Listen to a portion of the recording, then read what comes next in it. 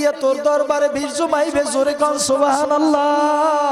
কোলে লয় আশা পূরণ হইয়া যায়, কোলে লয় রোগ ভালো হইয়া যায়, কোলে লয় অসুখ ভালো হয়ে যায়, নিয়ত কবুল হইয়া যায়। হামান কে ডাইকে বলে, হামান আমার মাথা গরম হয়ে গেছে, গেট বন্ধ কইরা দে, আর কোনো দেখা সাক্ষাৎ চলবে না। সুবহানাল্লাহ কোন। এত লোক ভিড় জমায়, ব্যাপারটা কি? গেট বন্ধ করে দাও, দেখা সাক্ষাৎ চলবে না।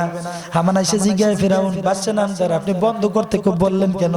লোকেরা তো বাইরে স্লোগান শুরু করে দিছে, আন্দোলন শুরু করে দিছে, এই গেট ভাঙ্গে ফেলাইয়া তারা ভিতরে ঢুকবে। হামানকে লক্ষ্য করে বলেন, হামান দেখা বন্ধ করার জন্য ওদেরকে আটকাইতে বলি নাই, বরং রাস্তা পরিষ্কার করার জন্য বলছি। আমারও মনে চাই একটু কোলে লইতাম। আল্লাহ কয়, আমিও রেডি আছি, আইও তোরে আমি জনমের মতো কোলে লইয়া দিমু। জোরে কন্যা সুবহানাল্লাহ। বাকারার 30 নম্বর আয়াত। আলহামদুলিল্লাহ জোরে কর। লম্বা চূড়া আলোচনা করার সুযোগ হবে না, যেহেতু গাড়ি অ্যাক্সিডেন্টে পরে আবার মোটরসাইকেল নিয়ে আসছে, এজন্য শরীর ঠান্ডা ধরছে। লম্বা চূড়া আলোচনা করার সুযোগ হবে না, অল্প আলোচনা করব। আমাদের নিয়ত সহি, এই বয়ান আর ওয়াজ মাহফিলে আমাকে হেদায়েত দিতে পারবে না। হেদায়েতের মালিক আল্লাহ। আর জোরে কর না আল্লাহ। যদি কোনো মানুষের হাতে হেদায়েত থাকতো, তাহলে রাসূল তার চাচাকে হেদায়েত দিতে পারতেন। চাচা আবু তালিবের পায়ে ধরছিলেন, চাচা আপনি বলুন একবার, বাকিটা আমি বুঝবো, লা ইলাহা ইল্লাল্লাহ বলুন, মুহাম্মদুর রাসূলুল্লাহ বলা লাগবে না, এটা আমি আল্লাহর সাথে বুঝবো। সুবহানাল্লাহ কর না। কিন্তু নসিব হয় নাই। বুঝতে পারলাম হেদায়েতের মালিক কোন মানুষ না, হেদায়েতের মালিক আল্লাহ। এই বয়ানও যে হেদায়েত দিতে পারবে এমনটাও বিশ্বাস করি না, তবে যদি আল্লাহ ইচ্ছে করে দিতে, সর্বময় ক্ষমতার মালিক আরো জোরে বলে আল্লাহ। বলেন, এ ফেরেশতারা শোনো, দুনিয়ার বুকে আমি আল্লাহ প্রতিনিধি বানাইতে চাই, খলিফা বানাইতে চাই। একটু জোরে কোন সুবহানাল্লাহ। খলিফা বানাবে, খলিফা। খলিফা আরবি শব্দ, বাংলায় কয় প্রতিনিধি, ইংরেজিতে কয় রিপ্রেজেন্টেটিভ। ওষুধ কোম্পানিতে চাকরি করে বলে রিপ্রেজেন্টেটিভ, মানে প্রতিনিধি। প্রতিনিধি কাকে বলা হয়? আজকের হাফিজ সাহেব নাই, হাফিজ সাহেবের পরিবর্তে একজন। চেয়ারম্যান আসে নাই, চেয়ারম্যানের পরিবর্তে একজন আসছে। হুজুর আসে নাই, হুজুরের পরিবর্তে আরেকজন আসছে। হেডমাস্টার নাই, তার পরিবর্তে যিনি প্রতিনিধি, আরবিতে ওটাকে খলিফা বলা হয়। আল্লাহ তাআলা বলেন, খুব খেয়ালের সাথে শুনবেন, আল্লাহ নিজে বলেন ফেরেশতাদের সামনে, এ ফেরেশতারা শোনো, জমিনে আমি প্রতিনিধি খলিফা বানাবো। সুবহানাল্লাহ। কি বানাইবে? কি বানাবে? খলিফা। বলেন কি? খলিফা। কেন বানাবে? প্রতিনিধি হিসাবে। প্রতিনিধি, প্রতিনিধি মানে পরিবর্তে। প্রতিনিধি মানে কি? পড়ালেখা করেন একটু, এটা একটা ক্লাস না? কথা বলেন না, এটা একটা ক্লাস কিনা? ধর্মীয় জ্ঞানের একটি ক্লাস, ঠিক কিনা? তাই খলিফা মানে প্রতিনিধি, প্রতিনিধি মানে পরিবর্তে। আল্লাহ বলে, হে ফেরেশতারা শোনো, জমিনে আমি আমার প্রতিনিধি বানাতে চাই। একটু জোরে কইবেন না সুবহানাল্লাহ। প্রতিনিধি মানে হলো, আমি আল্লাহ জমিনে নামাজ কায়েম করতে যাব না, আমি আল্লাহ জমিনে হজ কায়েম করতে যাব না, আমি আল্লাহ জমিনে যাকাত আদায় করতে যাব না। আমার পরিবর্তে কিছু দায়িত্বশীল নামাজ পড়বে, রোজা রাখবে, হজ করবে, যাকাত দেবে, কালিমার দাওয়াত দেবে, এমন কিছু প্রতিনিধি আমি আল্লাহ জমিনে বানাইতে চাই। জোরে কোন সুবহানাল্লাহ।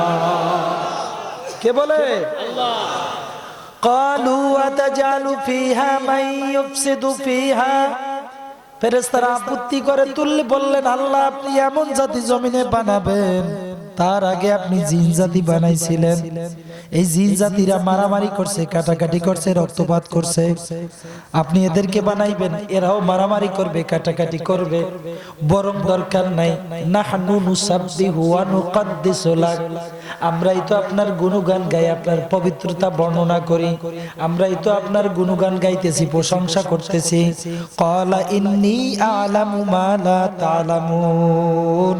আল্লাহ তাআলা ডাক দিয়া বলে, ও ফেরেশতারা শোনো, যাদের ব্যাপারে তোমরা আপত্তি তুলছো, বানাইতে মানা করতেছো, আমি আল্লাহ জানি এদের সম্পর্কে অবশ্যই অবশ্যই এরা ভালো হবে। আমরা ভালো, এটা কে বলে? আল্লাহ। আওয়াজ দিয়ে বলেন আল্লাহ।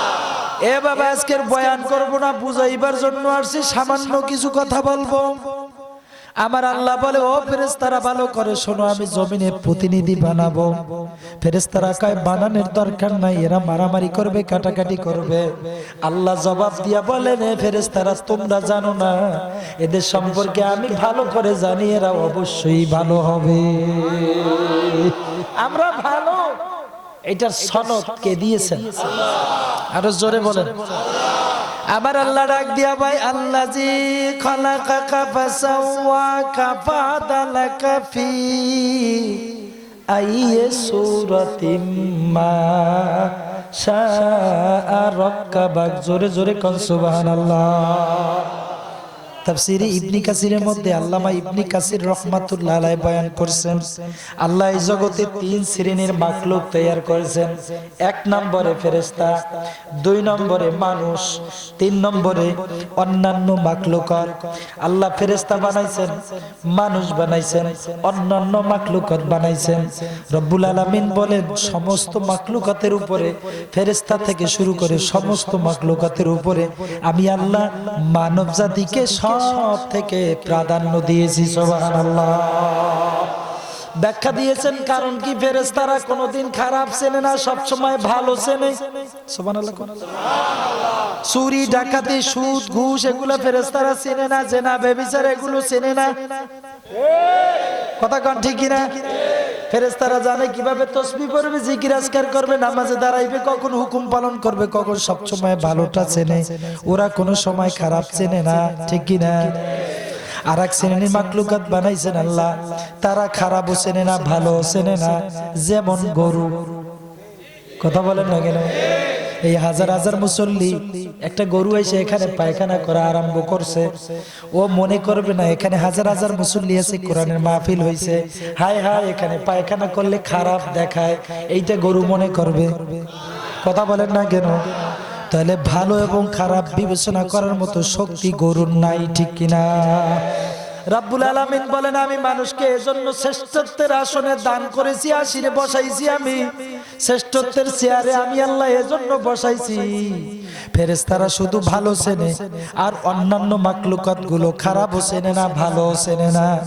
মানুষ এজন্য সৃষ্টির সেরা, ওরা ভালো চেনে, খারাপও চেনে, কোনটা করলে সওয়াব হইবে এটাও জানে, আবার কোনটা করলে গুনাহ হবে এই শক্তিও আমি আল্লাহ ওদেরকে দেওয়ার কারণে মানুষ ফেরেশতার থেকেও ভালো। আল্লাহু আকবার। কে কয়? আল্লাহ। আরো জোরে কর। আমার আল্লাহ তাআলা বানি আদম বানাবে, মানুষ বানাবে এই জমিনে। ফেরেশতাদেরকে প্রশ্ন করলেন, এ ফেরেশতারা জানো কি এই জমিনের মধ্যে সব থেকে শক্তিশালী আমার সৃষ্টি কি? ফেরেশতারা সিজদায় পড়ে কান্না করে আর বলে, আল্লাহ আমাদের জানা নাই, আপনার ইলমের মধ্যে সব রয়েছে, আপনি ভালো করে জানেন। আল্লাহ জবাব দেয়, ফেরেশতারা শোনো, এই জমিনের মধ্যে, জমিনের উপরে সব থেকে শক্তিশালী আমি আল্লাহ বানাইছি পাহাড়। আল্লাহু আকবার বলেন। ফেরেশতারা মাথা জাগায় বলে, আল্লাহ কিভাবে আপনি বানালেন, কেন বানালেন? আল্লাহ জবাব দেয়, আমি যখন এই জমিন বানাইছিলাম, জমিন যেদিন তৈরি করছিলাম, জমিন এভাবে কাঁপতেছিল, উলট পালট হইতেছিল, কম্পমান ছিল, এখানে স্থিরভাবে কারো দাঁড়ানোর ক্ষমতা ছিল না। জিবরিল আমিন আমার কাছে এসে রিপোর্ট করছে, আল্লাহ ওখানে আমরাই থাকতে পারি না, মানুষ কিভাবে থাকবে? এজন্য আমি আল্লাহ জিবরাইলের নেতৃত্বে ওই Saudi Arab, Malaysia, Iraq, Iran, Bangladesh, Pakistan সহ বিভিন্ন এলাকায়, বাংলাদেশের উত্তরাঞ্চলে, পূর্বাঞ্চলে বড় বড় বড় বড় বিরাট বিরাট পাহাড় আমি আল্লাহ বানায় দিয়েছি। বানায় দেওয়ার সঙ্গে সঙ্গে জমিন স্থির হয়ে গেছে। ফেরেশতারা সিজদায় পড়ে কান্না করে আর বলে, আল্লাহ এর থেকেও শক্তিশালী কিছু বানাইছেন কিনা?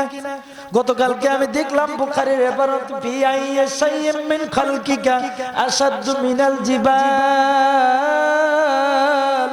ফেরেশতারা প্রশ্ন তুললেন, আল্লাহ যে পাহাড় নাজিলের সঙ্গে সঙ্গে বানারের সঙ্গে সঙ্গে জমিন স্থির হয়ে গেছে, এই পাহাড়ের থেকেও শক্তিশালী কিছু আপনি আরো কিছু বানাইছেন কিনা? আল্লাহ বলেন হ্যাঁ, আমি আরো কিছু শক্তিশালী বানাইছি। সুবহানাল্লাহ, জোরে কর। আরো কিছু শক্তিশালী বানাইছি। ফেরেশতারা জানতে চাইলেন আল্লাহ কি শক্তিশালী বানাইছেন? আল্লাহ ডাক দিয়া বলে, ও ফেরেশতারা, পাহাড়ের থেকেও শক্তিশালী আমি আল্লাহ জমিনে বানাইছি আল হাদিদ, লোহা। পাহাড়ের থেকেও শক্তিশালী কইরা আমি আল্লাহ বানাইছি। জোরে কোন সুবহানাল্লাহ। পবিত্র কোরআনের মধ্যে আমার আল্লাহ তাআলা একখানা সূরা নাজিল করেছেন, সূরা হাদিদ, মানে লোহার সূরা। ওই সূরার শুরুতে আমার আল্লাহ বলেন, হে দুনিয়ার মানুষ ভালো করে শোন, আসমান থেকে তোমাদের উপকারের জন্য আমি আল্লাহ লোহা নাজিল করছি, তোমাদের উপকারের জন্য। জোরে কোন সুবহানাল্লাহ। তার মানে বুঝতে পারলাম দুনিয়ায় সিএসআরএম, বিএসআরএম, কেএসআরএম, এএসআরএম আরো যত আরএম আছে, এগুলো রড কোম্পানি, লোহা কোম্পানি বাংলাদেশে হয়েছে। এই লোহা এই জমিনের কোনো অংশ না, বরং আল্লাহ আসমান থেকে মুমিনের জন্য নাজিল করছে, ঠিক কিনা? ফেরেশতারা জিজ্ঞাসা করলেন, আল্লাহ লোহা নাজিল করছেন, এ দিয়ে কি হবে? আল্লাহ জবাব দেয়, হে দুনিয়ার মানুষদের জন্য, খেদমতের জন্য। ফেরেশতারা ভালো করে শোনো, একদিন এই জমিনে বিচারণ করবে মানুষ, মানুষের প্রয়োজন হবে, ওরা রাস্তাঘাট তৈরি করবে। এমন এক জায়গা দিয়ে রাস্তা প্রয়োজন, সেই জায়গায় পাহাড় আছে। ওই পাহাড় কাটতে হইলে লোহার বিকল্প নাই। লোহা দিয়া মানুষেরা পাহাড় কেটে কেটে ভিতর দিয়া রাস্তা বানাইবে, এরপর তারা চলাফেরা করবে। চিল্লা কর সুবহানাল্লাহ। আমার আল্লাহ পারেনি? জোরে কয় না। রব্বুল আলামিনের দরবারে সিজদায় কান্না পড়ে ফেরেশতারা আবার বলে, আল্লাহ লোহার থেকেও শক্তিশালী এই জমিনে আপনি আরো কিছু বানাইছেন কিনা? রব্বুল আলামিন জবাবে বলে, ও ফেরেশতারা শোনো, লোহার থেকেও শক্তিশালী কইরা আমি আল্লাহ এই জমিনে আরো কিছু বানাইছি। চিল্লায় কোন সুবহানাল্লাহ। ফেরেশতারা জানতে চায়, আল্লাহ আপনি কি বানাইছেন? আল্লাহ জবাব দেয়, আন্নার। ও ফেরেশতারা শোনো, লোহার থেকেও শক্তিশালী করে আমি জমিনে আগুন বানাইছি। ফেরেশতারা প্রশ্ন তুললেন, আল্লাহ এটা আবার কেমন শক্তিশালী? এটা আবার কেমন শক্তিশালী? রব্বুল আলামিন জবাব দেয়, হে ফেরেশতারা শোনো, তোমরা আগুন জ্বালাও, আগুন জ্বালাও। আগুন জ্বালায় দিছে, কড়া আগুন হয়ে গেছে, খুব কড়া হয়ে গেছে। এবার আল্লাহ লোহা ধরায় দিয়া বলে, যাও যাও ওই আগুনের মধ্যে লোহাটা দিয়ে দেখো। আগুনের মধ্যে নিয়ে লোহা ধরছে, সঙ্গে সঙ্গে লোহাটা গইলা গেছে। জোরে কন্যা সুবহানাল্লাহ। আমগো দেশে কামার আছে নাকি? কামার আতুর বানায়, আতুরি বানায়, লোহা বানায়, কাঁচি বানায়, দা বানায়, বডি বানায়, ফাড়া বানায়, কোদাল বানায়। ও তাপ দিতে থাকে, আগুন জ্বালাইতে থাকে, আগুন জ্বালাইতে থাকে, কয়লার মধ্যে আগুন জ্বলে। এরপরে লোহাটা ওইটার ভিতরে আগুনের মধ্যে ঢুকায় দেয়। এরপরে সুবিধা মতো লোহাটা নরম হয়ে গেলে, আগুনে পুড়িয়া লোহা নরম হয়ে গেলে ওর সুবিধা মতো কোদাল বানায়, কাঁচি বানায়, দা বানায়, বডি বানায়, ঠিক কিনা? তার মানে প্রমাণ হয়ে গেল আমার আল্লাহর সৃষ্টি লোহার থেকেও শক্তিশালী হলো আগুন, ঠিক কিনা? ফেরেশতারা সিজদায় পড়ে কান্না করে আর বলে, আল্লাহ আগুনের থেকেও শক্তিশালী জমিনে আপনি কিছু বানাইছেন। আল্লাহ হ্যাঁ বানাইছি। সুবহানাল্লাহ। ফেরেশতারা জানতে চাইলেন, আল্লাহ কি বানাইছেন? আগুনের থেকেও শক্তিশালী এই জমিনে আর কি বানাইছেন যে আগুনে সব পুরা ধ্বংস করে পালাইতে পারে? ওই আগুনের থেকে শক্তিশালী আপনি কি বানাইছেন? আল্লাহ তাআলা জবাব দেয়, ও ফেরেশতারা শোন, আগুনের থেকেও শক্তিশালী করে আমি আল্লাহ বানাইছি পানি। ফেরেশতারা প্রশ্ন তুললেন, আল্লাহ পানির কি ক্ষমতা আছে? আল্লাহ অর্ডার করলেন, ফেরেশতারা আগুন জ্বালাও, আগুন জ্বালাও। আগুন জ্বালাইতে জ্বালাইতে জ্বালাইতে একদম কড়া বানা পালাইছে। এরপরে ফেরেশতাদের হাতে কৌটাই করে আল্লাহ পানি দিয়ে দিলেন, যাও যাও ওই পানি নিয়ে আগুনের মধ্যে মারো। ফেরেশতারা পানি নিয়ে আগুনের মধ্যে মারার সঙ্গে সঙ্গে আগুন নিভে গেল। সিজদায় পড়ে কান্না করে আর বলে, আল্লাহ আপনি এত শক্তিশালী করে বানাইলেন পাহাড়, পাহাড়ের থেকেও শক্তিশালী বানাইলেন লোহা, লোহার থেকে শক্তিশালী বানাইলেন আগুন, আগুনের থেকেও দেখি আরো শক্তিশালী হইল পানি, যে জ্বালানো আগুন পানিতে সহজেই নিভা দিল। জোরে কোন সুবহানাল্লাহ। কষ্ট হয় আপনাদের? ফেরেশতারা সিজদায় পড়ে কান্না করে, আল্লাহ জানতে চাই পানির থেকেও শক্তিশালী আপনি এই জমিনে আরো কিছু বানাইছেন কিনা। আল্লাহ কাহা বানাইছি। সুবহানাল্লাহ। ফেরেশতারা সিজদায় পড়ে কান্দে আর কয়, আল্লাহ এর থেকেও শক্তিশালী আপনি বানাইছেন। কি দাউ দাউ করা আগুন, মাত্র মুহূর্তের মধ্যে পানি দেওয়ার সঙ্গে সঙ্গে নিভে ফালাইছে। তো এই পানি কত শক্তিশালী, এই পানির থেকেও শক্তিশালী আপনি জমিনে বানাইছেন। আল্লাহ কাহা বানাইছি। রব্বুল আলামিনের দরবারে জানতে চাইলে আল্লাহ জবাব দিয়া বলেন, ফেরেশতারা রে, এই পানির থেকেও শক্তিশালী আমি আল্লাহ জমিনে বানাইছি বাতাস। আল্লাহু আকবার। ফেরেশতারা প্রশ্ন তুললেন, আল্লাহ বাতাসের কি ক্ষমতা? আমার আল্লাহ তাআলা কয়, হে ফেরেশতারা শোন, বাতাসকে আমি আল্লাহ এমন ক্ষমতা দিয়ে দিয়েছি, বুড়িগঙ্গার পানি থুবায়া নিয়া যমুনায় ফেলাইবে, যমুনার পানি নিয়ে পদ্মায় ফেলাইবে, পদ্মার পানি নিয়ে শীতলাক্কায় ফেলাইবে, শীতলাক্কার পানি নিয়ে কীর্তনখলায় ফেলাইবে। আমরা বাস করি বালিয়ায়, ওই ডরে ডরে সাইক্লোন শেল্টারে যায় উঠছি। চেয়ারম্যান আমাদের ঘোষণা দিছে আসতেছে সিরো, ঠিক না? ওটা শুধু বাতাস, ঠিক না? বাতাস আসছে, গাছপালা গেছে, বিল্ডিং গেছে, নদী নালা গেছে, সব সমান হয়ে গেছে। ফেরেশতারা সিজদায় পড়ে কাঁদে আর কয়, আল্লাহ এত ক্ষমতা দিয়েছো, তুমি দিলা পাহাড়কে বানাস শক্তিশালী বানা, দিলা পাহাড়ের থেকেও শক্তিশালী বানাইলা লোহা, লোহার থেকেও শক্তিশালী বানাইলা আগুন, আগুনের থেকেও পানি, পানির থেকেও আরো শক্তিশালী বানাইলা বাতাস, যায় এক প্রান্ত থেকে উড়াইয়া অন্য প্রান্তে নিয়ে ফালায় দিতে পারে। জোরে জোরে গান সুবহানাল্লাহ। সিজদায় পড়ে কান্দে আর কয়, আল্লাহ আর একটা প্রশ্ন করতাম। সুবহানাল্লাহ। আল্লাহ কয়, আমিও আর একটা জবাব দিতাম। সুবহানাল্লাহ। জোরে গান না, কারণ তোমরা যত প্রশ্ন করবা অত জবাব দিতে পারবো, অত জবাব আমার কাছে আছে। ফেরেশতারা কয়, না না আর প্রশ্ন করতাম না, আর একটা প্রশ্ন করতাম। বাতাসের থেকে, পাহাড়ের থেকে, লোহার থেকে, আগুনের থেকে, পানির থেকে, তুফানের থেকে, অর্থাৎ বাতাসের থেকেও শক্তিশালী কইরা আপনি এই জমিনে কি বানাইছেন? রব্বুল আলামিন ডাক দিয়া বলে, ফেরেশতারা শোন শোন শোন, শুধু পাহাড় আর লোহার, আগুন আর পানি আর বাতাস না, আসমান জমিন লৌহ কলম জান্নাত জাহান্নাম ফেরেশতা জিন যা আছে সবার থেকে শক্তিশালী কইরা আমি জমিনে বানাইছি মানুষ। আল্লাহু আকবার। লা ইলাহা ইল্লাল্লাহ। এটা কি পানি না তা? লা ইলাহা ইল্লাল্লাহ, লা ইলাহা ইল্লাল্লাহ, লা ইলাহা ইল্লাল্লাহ, মুহাম্মাদুর রাসূলুল্লাহ সাল্লাল্লাহু আলাইহি ওয়াসাল্লাম। জোরে জোরে বলেন আলহামদুলিল্লাহ। এ বাবা, আমরা সবাই মানুষ, আমাদেরকে আল্লাহ বানাইছে, কোনো ভাগাভাগি জানি না, ঠিক কিনা? তোমার ভালো লাগে তুমি চরমনায় যাও, ইসলাহ হও, খবরে যাও, ঈমান নিয়ে এইটাই চাই। তোমার চরমনায় ভালো লাগে না, শশিনা যাও, ইসলাহ হও, নিজের নাফসানিয়াত দূর করে আল্লাহ ওয়ালাদের সঙ্গে সময় দিয়ে ঈমান নিয়ে তারপরে কবরে যাও, আপত্তি নাই। এ বাবা, তোমার শশিনা ভালো লাগে না, উজানি যাও, উজানি ভালো লাগে না, টঙ্গীর ইস্তেমার ময়দানে গিয়ে কান্দো, কিন্তু ঈমান নিয়ে কবরে যেতে চাই, ঠিক কিনা? রব্বুল আলামিন আমাদেরকে কবুল করে নেন। জোরে বলেন আমিন, আরো জোরে বলেন আমিন। আল্লাহ তাআলা বলেন, ইন্নী জাইলুম ফিল আরদি খলিফা। এ ফেরেশতারা শোনো,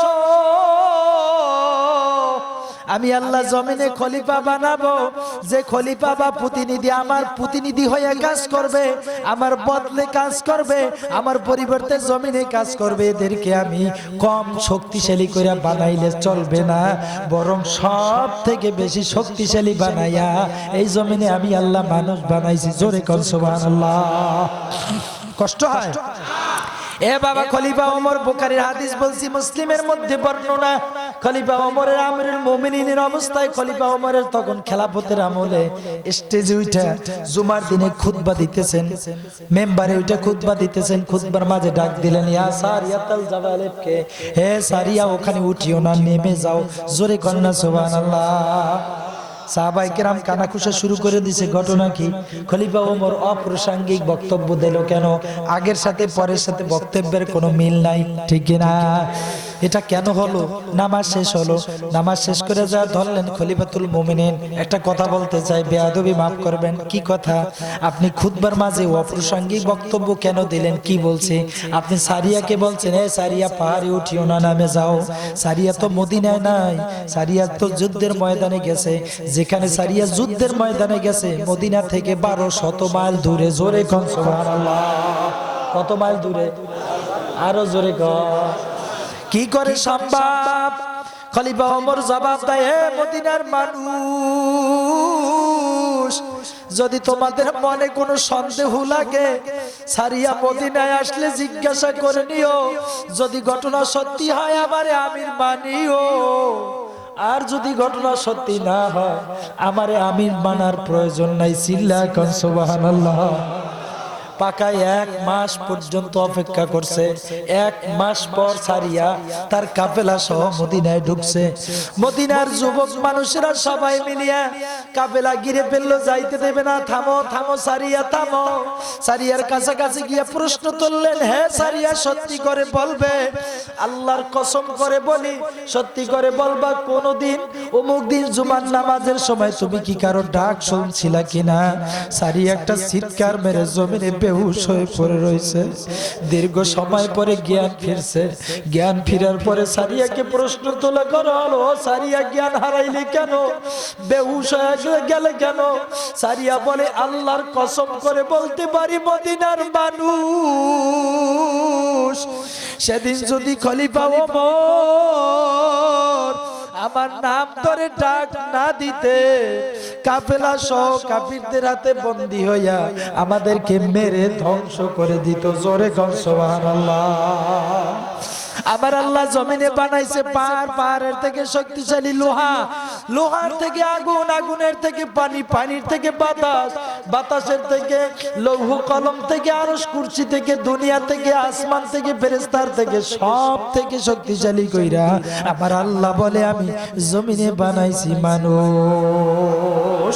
যে মদিনার মেম্বারে দাঁড়াইয়া 1200 মাইল দূরে তাকাইয়া দেখে সারিয়া কি অবস্থায় আছে। আর সারিয়ারেও আমার আল্লাহ এত বড় পাওয়ার দিয়েছে, 1200 মাইল দূর থেকে সারিয়া এই কান দিয়া ওমরের ডাক শুনেছে। জোরে কোন সুবহানাল্লাহ। সব থেকে শক্তিশালী আল্লাহ আমার মানুষ বানাইছে, ঠিক কিনা? এ বাবা 2018 সনে 5ই জানুয়ারি শুক্রবার ছিল, আমি বৃহস্পতিবারে কলকাতায় গেছিলাম। মাহফিল ছিল কলকাতা থেকে হাওড়া জেলা, হুগলি জেলা হয়ে আমি পুরপুরায় গেছিলাম। 5 তারিখ 18 সনের 5 তারিখ ছিল জানুয়ারির শুক্রবার। আমি জুমার নামাজ আদায়ের জন্য গেছিলাম ফুরপুরার দরবার শরীফে। বাবা নিজের চোখে দেখে আসছি, শুধু জুমার নামাজ আদায়ের জন্য কম করে হলো 3 লক্ষর উপরে হবে ওখানে জুমার নামাজের জন্য উপস্থিত হয়ে গেছে। জোরে কোন সুবহানাল্লাহ। ফুরফুরার জমিনে ঘুমায় আছে প্রতিষ্ঠাতা আবু বকর সিদ্দিক রাহমাতুল্লাহ আলাইহির কবরের কিনারায় গিয়ে দেখলাম কপালে টিপ দেওয়া, হাতে পয়তা পরা, গলায় পয়তা পরা হিন্দুর ছেলেরা পর্যন্ত মুনাজাত করে আর কান্না করে, মুনাজাত করে আর কান্না করে আর বলে আমাদেরকে ভালো রাখো, আমাদেরকে ভালো রাখো। মুনাজাত দিয়ে চোখের পানি গড়ায় গড়ায় কান্না করে পথ দিয়ে যায়। আমি হাতটা টেনে ধরলাম, বাবা একটু দাঁড়ান, বাবা আপনারা তো মুসলিম মানুষ? বলে হ্যাঁ আমরা মুসলিম। আবু বকর সিদ্দিক মুসলমানের সোলাপোলা ছিল, এখানে কেন আপনারা কবরের কাছে মোনাজাত করেন, কবর জিয়ারত করেন? আমাকে জবাব দিয়া বলে, হুজুর আপনাকে বুঝাইতে পারবো না, ফকির আবু বকর একজন ভালো মানুষ ছিল। জোরে কোন সুবহানাল্লাহ। এ বাবা ক্ষমতা দিয়ে দিয়েছেন আল্লাহ মানুষকে, অন্য কাউকে না, ঠিক কি না? ফেরেশতার থেকেও আল্লাহ উত্তম করে শক্তিশালী বানায়া মর্যাদা দিয়া আশরাফুল মাখলুকাত দিয়ে আল্লাহ জমিনে পাঠা দিয়েছে। কি ঘটনা শোনো, ফকির আবু বকর কোরআনের কথা বলতেন, বিভিন্ন প্রদেশে প্রদেশে যাইতেন। ওই কলকাতায় সে যে বাবু ছিল একজন জমিদার স্টেটের মালিক, তার জমির উপর দিয়ে ট্রেনের লাইন নেবে, কোম্পানির সাথে কন্ট্রাক্ট হলো, একটা রুম তার জন্য বরাদ্দ থাকবে, ওখানে কেউ ঢুকবে না, তিনি মাঝে মাঝে শিকারে যাইবেন, এই সময় ওই রুমে ঢুকবেন। ফকির আবু বকর পোটলা নিছেন, পোটলার মধ্যে একটা কোরআন আর একটা লুঙ্গি আর একটা গামছা নিয়া পোটলা নিয়ে রওনা করছেন, ট্রেনে উঠছেন, কোরআনের দাওয়াত দিতে যাবেন। টোটাল ট্রেনে কোথাও জায়গা নাই, হাঁটতে হাঁটতে গিয়ে দেখেন একটা রুম ফাঁকা, ওই রুমটার মধ্যে ঢুকে পড়লেন। এক সিটে পোটলা থইছেন, আর এক সিটে নিজে বসে একটু আরাম করা শুরু করছেন। সামনের স্টেশন থেকে জমিদার সেজে বাবু দোনালা বন্দুক সৈন্য সামন্ত নিয়ে উঠছেন, শিকারের উদ্দেশ্যে যাবেন। গিয়ে নিজের কম্পার্টের মধ্যে রুমের মধ্যে দেখেন এক ফকির বসা, চুলগুলো এলোমেলো, ময়লাওয়ালা কাপড় চোপড়। ডাক দিয়া বলেন, ফকির তুমি এখানে ঢুকছো কেন? ডাক দিয়া বলে, বাবা ট্রেনের কোথাও জায়গা নাই, আমি একটু যাইবো, মুরব্বী মানুষ বুড়া মানুষ, আমি একটু বসবো, এর জন্য কোথাও জায়গা না পাই এখানে বসছি, আমি উঠে যাই, আমারে মাফ করে দিও। জমিদার সেজা বাবু ডাক দিয়া বলে, না, মাফ করার কোনো সিস্টেম নাই, এখানে লেখা আছে নো পারমিশন ফর পাবলিক, জনগণের জন্য প্রবেশ নিষেধ, যদি কেউ ঢুকে পড়ে দোনালা বন্ধুকে তার জীবনটা বিলায় দিতে হবে, এইটাই আইন। আজ যদি তোমারে মাফ করে দেয়, আর একদিন আরেকজন উঠে বলবে আমারে মাফ করে দাও, সেদিনও মাফ করা লাগবে, মাফ হবে না, এই বন্দুকের গুলিতে তোমার জীবনটা বিলায় দিতে হবে। ফকির আবু বকর সিদ্দিক রহমাতুল্লাহ আলাইহি বললেন, বাবা আমার একটু সময় দিবা নাকি, আমি আমার বন্ধুর সাথে একটু কথা বলবো। মোমেনের বন্ধুকে আরো জোরে বলো বাবা। এ বাবা, ও বাবা, অভিযোগে আসো, শেষ রাতে উঠো, আমার মালিকের দরবারে বলো। আমার মালিক ডাক দিয়া বলে, আলা মিম্বুতালা ফাওয়া ফিহে, হাদিসে কুদসিতে আমার আল্লাহ জানায় দেয়, বিপদের মধ্যে আছো, আমার কাছে বলো, বিপদ থেকে উদ্ধার করার একমাত্র আমি ক্ষমতা রাখি, ঠিক কি না? আলামি মুস্তারজাকিন ফারজুকাহু, কে আছো এমন গরিব, রিজিকের অভাব, রিজিক চাও, রিজিকের অভাব মিটায় দেব আমি আল্লাহ, ঠিক কি না? এমন কে আছো মুসিবতে, আমার কাছে বলো, বিপদে আছো আমার কাছে বলো, রিজিক লাগবে আমার কাছে বলো, ক্ষমতা লাগবে আমার কাছে বলো, সব আমি আল্লাহই সমাধান করে থাকি, ঠিক কি না? বন্ধুর দরবারে হাত তুলে বললেন, আল্লাহ। ফকির আবু বকরের কোনো ক্ষমতা নাই, তোমার কোরআন নিয়ে চলাফেরা করে, কোরআনের কথা বলে, তুমি আশরাফুল মাখলুকাত বানায় দিয়েছো, এখানে ঢুকছি, অন্যায় হয়েছে, ক্ষমা করা যাবে না, দোনালা বন্ধুকে নাকি আমার জীবনটা বিলিয়ে দিতে হবে, যদি তুমি রাজি থাকো আমি তাতেও রাজি, আর যদি তুমি রাজি না থাকো তোমার যা ইচ্ছা তুমি ফয়সালা দিতে পারো। জোরে কর সুবহান। হাত নামায় বলে, ও জমিদার আমার কথা শেষ, তুমি তোমার কাজ করে না। ও বাবা, হিন্দুদের সাথে সাক্ষাৎকার নিয়ে আসলাম, ওরা কথাগুলো বলে আর কান্না করে। ফকির আবু বকর বলে, তুমি তোমার কাজ করে নাও। জমিদার সেজে বাবু বন্দুকটা নামায়া লোড করে গুলি ঢুকায়া বক্ষের সঙ্গে ঢাকায় চাবি টান দেয়, গুলি থেকে বন্দুক বের হয় না। বাবা কি হয়েছে? অনেকদিন পর্যন্ত ব্যবহার করি না, মনে হয় আটকে গেছে। ট্রেনের জানালার সঙ্গে ঠাকা চাবি টান দিছে, গুরিব করে আওয়াজ দিয়া গুলিটা বের হয়ে গেছে। বাবা পরিষ্কার হয়ে গেছে নাকি? বলল হ্যাঁ পরিষ্কার। আবার লোড করে বক্ষের সঙ্গে ঠাকা চাবি টান দেয়, বন্দুক থেকে গুলি বের হয় না। বাবা আবার কি হয়েছে? আবারও মনে হয় আটকে গেছে, জানালার সঙ্গে ঠেকাইয়া পরিষ্কার করে নেছে। তৃতীয়বারে আবার লোড করে গুলি ঢুকায়া বক্ষের সঙ্গে ঠাকা চাবি টান দেয়, বন্দুক থেকে আওয়াজ হয়, ও জমিদার সেজে বাবু আর টান দিস না, উল্টো বাইলে গুলি যে তোর বক্ষরে জাজরা কইরা দিমু। সঙ্গে সঙ্গে জানালা দিয়া বন্দুক খানা ফালা দিয়া দুইটা পা জড়ায় ধরে বলে, ফকির আবু বকর আমি বুঝতে পারি নাই, আমারে মাফ করে দাও, আমারে কালিমা পড়ায় দাও, আমি মুসলমান হয়ে যাব। কালিমা পড়া দিলেন, মুসলমান হয়ে গেল। সামনের স্টেশনে নেমে যাবেন, দুইটা পা জড়ায় ধরে বলে, হুজুর আমার একটা সময় দিতে হবে, আগামী বছর জমিদার স্টেটে, জমিদার সেজে বাবুর স্টেটের উপরে, জমির উপরে আগামী বছর আপনার কোরআনের মাহফিল করতে হবে। আবু বকর সিদ্দিক রহমাতুল্লাহ আলাইহির জীবনের মধ্যে লেখা আছে, আপনারা পড়বেন। আগামী বছর 11ই অগ্রহায়ণ তারিখ দিয়ে দিলেন, মাহফিল হবে জমিদার সেজে বাবুর বাড়িতে। জোরে গণ সুবহানাল্লাহ।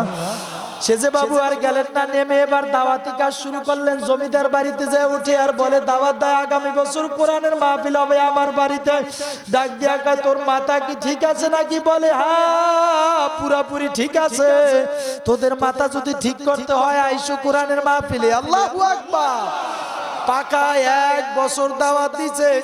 11ই অগ্রহায়ণ জমিদার বাড়িতে উপস্থিত হয়ে গেছে ফকির আবু বকর সিদ্দিক রহমাতুল্লাহ আলাইহি। ওই 24 পরগনায়, কলকাতা থেকে আরো দক্ষিণে উপস্থিত হয়ে গেছে কোরআনের মাহফিল।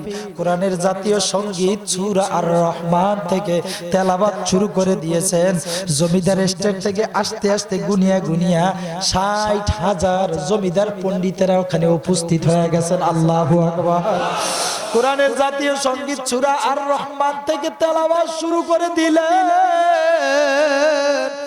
অর্ধেক পর্যন্ত তেলাওয়াত করছেন, আর তেলাওয়াত করতে পারেন না। সমস্ত জমিদার মানুষগুলো, পণ্ডিতগুলো সবাই যেন দুলতে দুলতে আর কান্না করতে করতে জমিনের মধ্যে লুটা পড়ছে। ফকির আবু বকর সিদ্দিক রহমাতুল্লাহ আলাইহি তেলাওয়াত বন্ধ করে দিলেন। তেলাওয়াত বন্ধ করে দিয়ে বসে আছেন। দীর্ঘ সময় কেটে গেছে। দীর্ঘ সময় কাটার পরে আবার জমিদারেরা একযোগে স্লোগান দেওয়া শুরু করলেন, ও ফকির আবু বকর, সারা জনম গীতা, বাইবেল, মহাভারত, ত্রিপিটক, জিন্দাবেস্তা, রামায়ণ, বেদ পড়লাম, এত মধুর লাগে নাই, কি মধুর তেলাওয়াত শুনাইলা। ওরে বন্ধ করে দিলা কেন? আর একটু তেলাওয়াত শোনাও, ভালো লাগে, আর একটু তেলাওয়াত শোনাও, ভালো লাগে।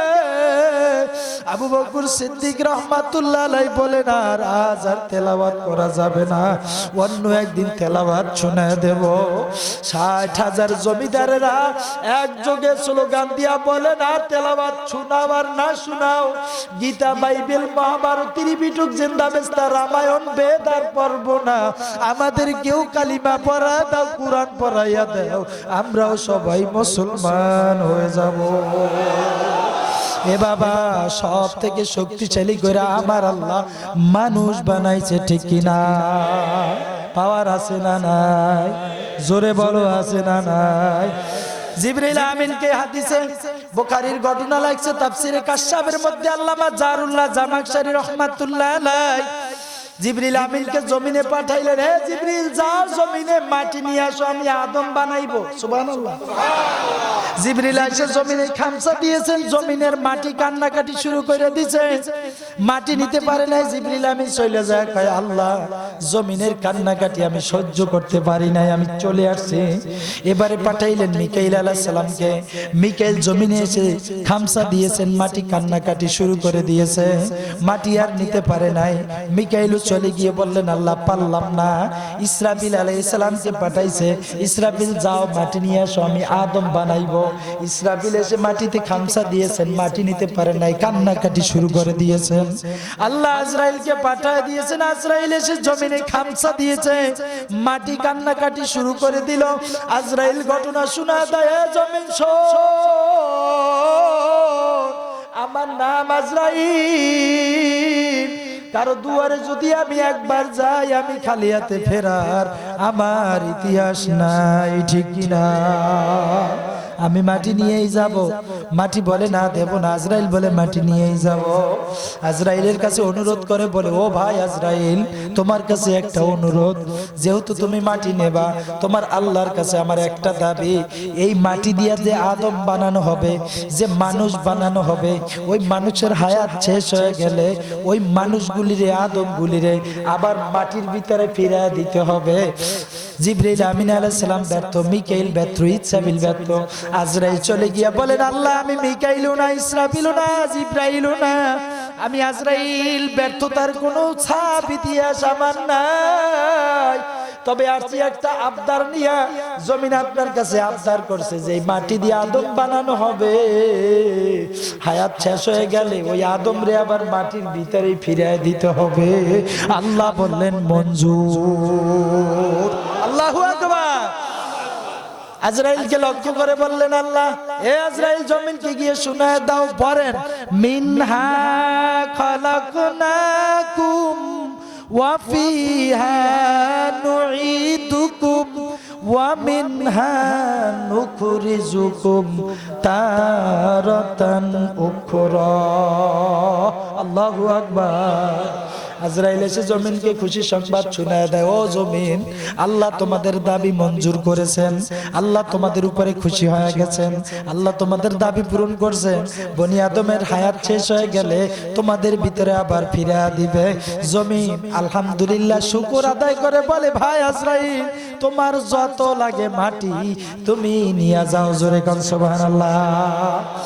আজরাইল মাটি নেওয়া শুরু করছে। তাফসীরে জামে সগীরের মধ্যে লেখছে, মালিমুত তানজিল ইমাম বগবী রাহমাতুল্লাহ আলাইহি লিখছেন, আজরাইল জমিন থেকে মাটি নেওয়া শুরু করলেন। মাটি নিতে নিতে নিতে আর 42 সানা 40 বছর পর্যন্ত মাটি নিছে। জোরে কন্না সুবহানাল্লাহ। কত বছর? 40 বছর পর্যন্ত মাটি নিয়েছেন। তাফসীরে লেখছে মাটিগুলো নিয়ে জমা করছেন কোন জায়গায়? মক্কা থেকে শুরু করে 70 মাইল দক্ষিণে যেখানে বিবি হালিমা সাদিয়ার ঘর, সেখান থেকে 6.5 মাইল দক্ষিণ পশ্চিম কর্নারে গিয়ে ওয়াদিয়ে মুহাররম নামক জায়গায় এই 40 বছর পর্যন্ত হযরতে আজরাইল গিয়ে মাটি নিয়ে নিয়ে নিয়ে নিয়ে স্তূপ দেওয়া শুরু করছেন, কারি দেওয়া শুরু করছেন। জোরে কোন সুবহানাল্লাহ। মাটি জমানো শুরু করে দিয়েছেন। এইবার খামির বানানো প্রয়োজন।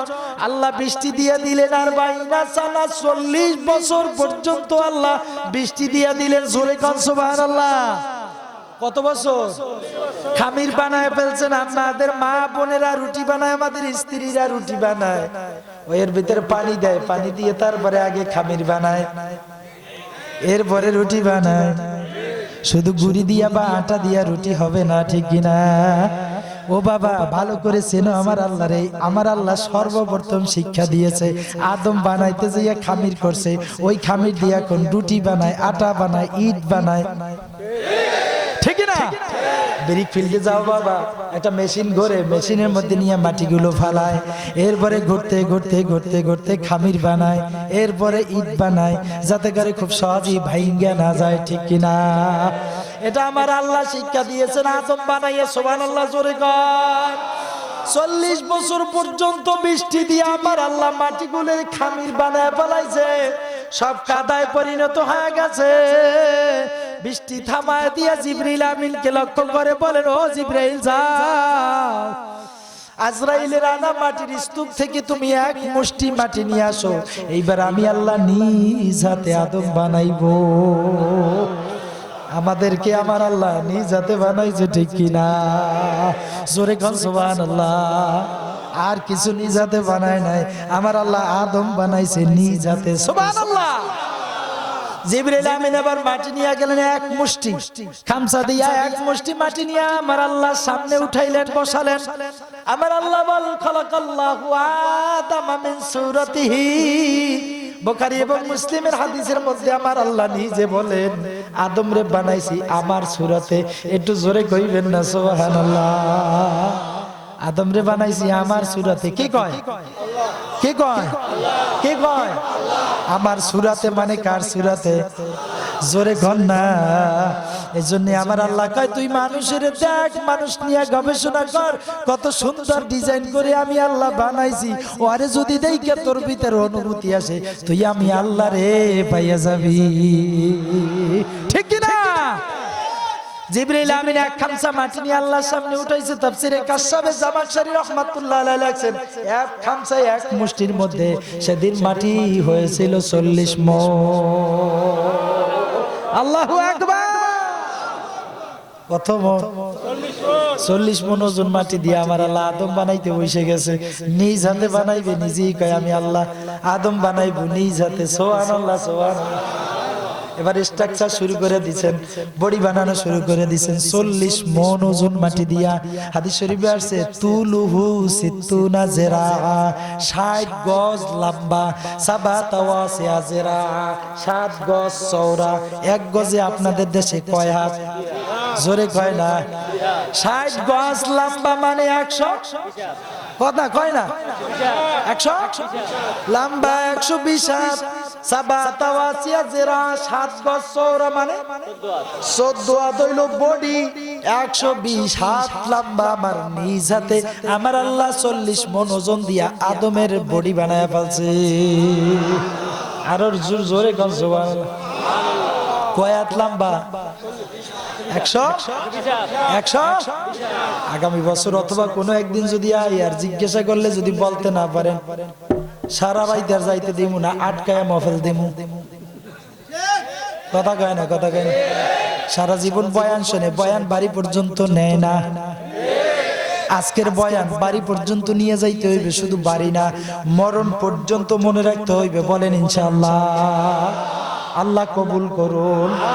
লম্বা ছিল কয় হাত? চওড়া ছিল? এত বড় বিশাল এক দেহ, এক বডি স্ট্রাকচার আমার আল্লাহ বানাইছে। বিশাল এক নৌকা, বিশাল এক জাহাজ চালাইবার জন্য ইঞ্জিন দরকার আছে না নাই? আপনাদের দেশে ট্রলার আছে নেই?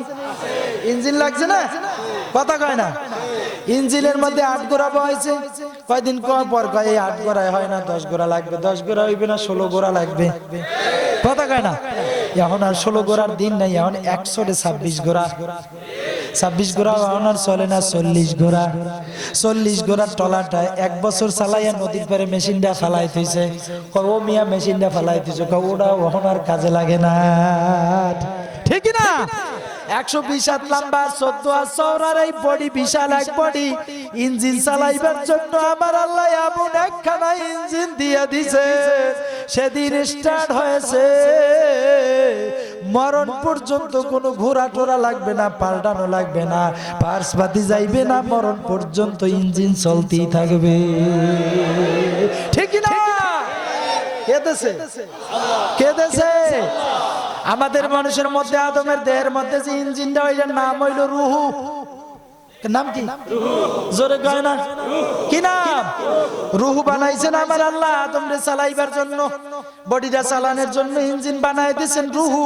সংক্ষেপে বলছি বাবা, গল্প বলা উদ্দেশ্য না আমার, প্রমাণ করা উদ্দেশ্য আমার আল্লাহ পারে কিনা। জোরে কর না। পারেনি? এবার রুহু বানায় ঢুকাই দিছে 120 হাত লম্বা ওই বডির মধ্যে। যে সমস্ত ওলামায়ে কেরাম আছো বাবা, যারা বিভিন্ন সময় ফতোয়া দাও, মসজিদে জিকির লাগে গিতে, এত জোরে জোরে জিকির করা লাগে গিতে, জিকির কোথাও নাই, ইল্লাল্লাহ নাই, এই নাই সেই নাই, বিভিন্ন তালের কথা বলো বাবা। তাদেরকে লক্ষ্য করে বলছি বাবা, তাফসিরে কাশফের মধ্যে এই ঘটনা যদি না থাকে, আমার নামে তুমি মামলা করে দিও। দীর্ঘ সময় ঘটনা বলার একটাই উদ্দেশ্য, সেই উদ্দেশ্যটাকে বলছি। আল্লাহ রুহু বানায়া ঢুকায় দিলেন, রুহু বডির মধ্যে আদমের, বেরিয়ে আসছে, আবার ঢুকায় দিছেন, আবার বেরিয়ে আসছে, আবার ঢুকায় দিছেন, বেরিয়ে আসছে। আল্লাহ প্রশ্ন করলেন, রুহু ঘটনা কি? তুমি বারবার বেরিয়ে যাও কেন? রুহু কান্না করে বলেন, আল্লাহ পিয়া তুমি মাফ চাই। 120 হাত এই বিশাল লম্বা বডির মধ্যে শুধু অন্ধকার আর অন্ধকার আর অন্ধকার। এই অন্ধকারের মধ্যে আমার ভালো লাগে না, আমি ওই অন্ধকার বডির মধ্যে থাকতে পারবো না। আল্লাহ বলে, তাহলে কি চাও? আলো জ্বালাইবার দরকার। হ্যাঁ, অন্ধকার দূর না হইলে আমি ওখানে থাকবো না। আল্লাহ জিবরিল আমিনকে ডাকেন, ও জিবরিল কাছে আসো, যাও ওই বডি খানা বানাইলাম আমি, বিশাল বডি, রুহু বানাইলাম, রুহু ঢুকা দিলাম, রুহু চলে আসছে। অন্ধকার, যাও যাও আদমের বডির মধ্যে যাও, আমি জাতি নাম আমার আল্লাহ নামের কিছু সময় তুমি ওখানে জিগির লাগায়া দাও। আল্লাহু আকবার। তাফসীরের মধ্যে লাগে হযরত জিবরিল আমিন কি আল্লাহ জাতি নাম, আল্লাহ আল্লাহ নামের জিকির শুরু কইরা দেয়। তাকা দেখে আর অন্ধকার নাই, সব আলোকিত, সব আলোকিত। আল্লাহু আকবার। সব আলোকিত চলে আসলে আল্লাহকে বলেন, ও আল্লাহ আপনার নামের এত পাওয়ার, আপনার নামের এত শক্তি, আপনার নামের এত পাওয়ার। আল্লাহ নামের কিছু সময় জিকির করছি 120 হাত লম্বা ওই বডির মধ্যে ঢুইকা, 14 হাত চওড়া ওই বডির মধ্যে ঢুইকা আমি জিকির করছি কিছু সময়। আমি তাকায় দেখি এককাল সম্পূর্ণ বডিটা নুরানি আলোকিত হয়ে গেছে। রুহুরে ডাক দিয়া বলে, রুহু যাও যাও যাও যাও, সুসংবাদ তোমার জন্য। রুহু ভিতরে ঢুকে গেছেন, ভিতরে ঢুকে কয় আলহামদুলিল্লাহ, জোরে কোন সুবহানাল্লাহ।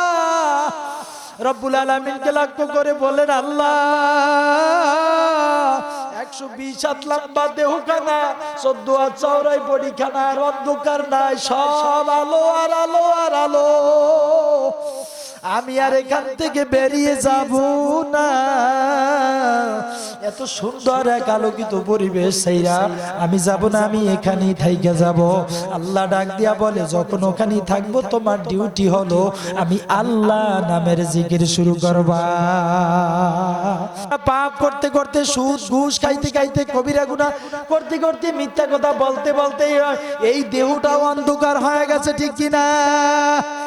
এই অন্ধকার দেহকে আলোকিত করতে হলে, ময়লা সাফ করতে হইলে, নুরানি করতে হইলে, পরিষ্কার করতে হইলে বাবা আমার আল্লাহ নামের জিকিরের বিকল্প কোনো মেডিসিন এই জমিনে নাই।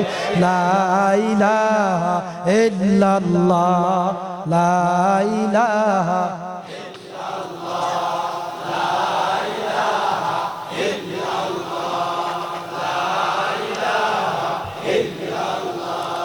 লা ইলাহা ইল্লাল্লাহ, লা ইলাহা ইল্লাল্লাহ মুহাম্মাদুর রাসূলুল্লাহ সাল্লাল্লাহু আলাইহি ওয়াসাল্লাম। আমার আল্লাহ পারে কিনা? জোরে কয় না। এ বাবা, সাদ্দাতের নাম সবাই জানি, কথা কয় না। সাদ্দাত কেডা? কথা কয় না। আমগো মতো শক্তিশালী ছিল, কোটি কোটি কোটি কোটি গুণে বেশি শক্তিশালী ছিল, ঠিক কিনা? এমন শক্তিশালী হয়েছে, ক্ষমতা এমন হয়েছে, টাকা পয়সা এমন হয়েছে, জনতা এমন হয়েছে, ক্ষমতার পাওয়ার এমন হয়েছে। আমগো দেশেও তো ক্ষমতার সোডে অনেক কিছু কইরা ফেলাইছে, কথা কয় না। সাদ্দাত তো পাল্লা দিয়ে হালাইছে। তাফসিরে লাগছে আল্লাহর জান্নাতে যাইবে না, কথা কয় না। নিজে বালাখানা বানানো শুরু করছে। তাফসিরে কাশাফের মধ্যে লেখে 12,000 একর জমির উপরে বালাখানা বানাইবার জন্য মিস্ত্রি লাগায় দিছে। মিস্ত্রিরে বলছে, বালাখানা বানাই আমার সংবাদ দিও, আমি বালাখানা উদ্বোধনের জন্য যাব। বালাখানা উদ্বোধন করবার জন্য যাইবে। মিস্ত্রি খবর দিয়া দিলে, সামনে 300 ঘোড়া, পিছনে 300 ঘোড়া, সৈন্য সামন্ত, নিজেও একটা ঘোড়ার উপরে রওনা করছে বালাখানা উদ্বোধন করার জন্য। আমার আল্লাহ কয়, আমিও রেডি আছি, জোরে কন্যা সুবহানাল্লাহ।